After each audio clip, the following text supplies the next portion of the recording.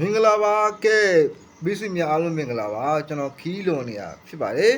ခီးလွန်နေဖြစ်တဲ့အတွက်ကြောင့်ကျွန်တော်ရဲ့မိတ်ဆွေများကိုကျွန်တော်ရဲ့ channel မှာကျွန်တော်တင်ပေးခဲ့ပါတယ်ညနေမှာကျွန်တော်40ခွန်ကျွန်တော်အကြိုက်ဆုံးမိတ်ကျွန်တော်ရွေးပေးခဲ့ပါတယ်ကျွန်တော်ရဲ့စီမှာလာတောင်းတဲ့မိတ်ဆွေများအားလုံးပဲပေါက်မယ်ထင်ပါတယ်ကျွန်တော်ညနေမှာ40ခွန်ကျွန်တော်ရဲ့ break ကျွန်တော်ရှေ့တစ်ပတ်ကျွန်တော်ပြောခဲ့တယ်ရှေ့တစ်ပတ်မှာဒီပေါ့နော် tip break မစင်းထားတဲ့အတွက်ကြောင့်ဒီတစ်ပတ်မှာ tip break ကျေးဇူးပါဆင်းမယ်ဒါပေမဲ့ဒီလိုမျိုးဒီနေ့လိုမျိုးအပွင့်လေးညက်နေမှာဆင်းမယ်လို့ကျွန်တော်မတွက်ထားပါဘူးဒါပေမဲ့ကျွန်တော် tip break ကိုကျွန်တော်ညက်နေမှာအရန်ကြိုက်လွန်းလို့ကျွန်တော်တခွက်ထက်ကျွန်တော်ပေးခဲ့တာခင်ဗျာ40ခွန်တခွက်တည်းမိတ်ဆွေများလုံးအဆင်ပြေမဲ့ထင်ပါတယ်ခင်ဗျာ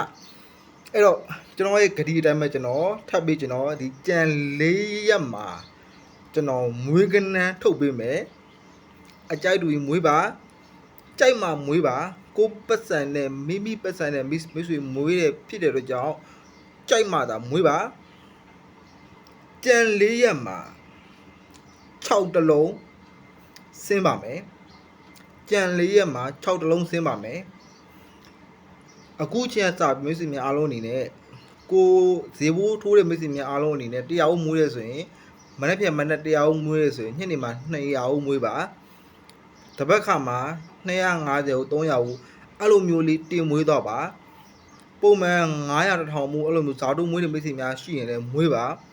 6တလုံးပတ်ပြီးတော့မွေးပါ100ရာခိုင်နှုန်းဆင်းပါမယ်ကျွန်တော်အာမခံပါတယ်100ရာခိုင်နှုန်းဆင်းပါမယ်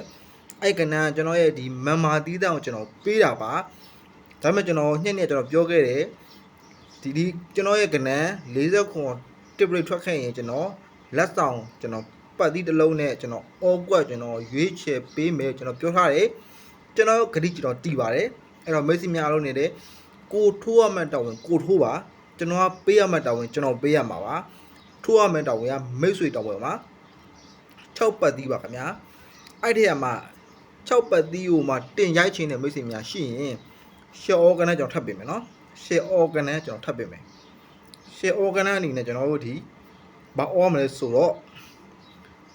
60နဲ့63 63 68 64အဲ့ဒီကဏ္ဍ3ဘက်ကိုတင်ရိုက်ပါခင်ဗျာ63 68 64အဲ့ဒီ3ဘက်ကိုတင်ရိုက်ပါတကယ်လို့မိတ်ဆွေများအားလုံးအနေနဲ့အပူလိုက်နေမိတ်ဆွေများရှိရင်6ပူလိုက်ပါအားလုံးပဲအဆင်ပြေကြပါစေကိုလက်ပါခင်ဗျာအားလုံးပဲဒီ comment အောက်မှာကျွန်တော်အခုပြောတဲ့ကဏ္ဍလေးကိုဖြည့်ပေးခဲ့ပါခင်ဗျာ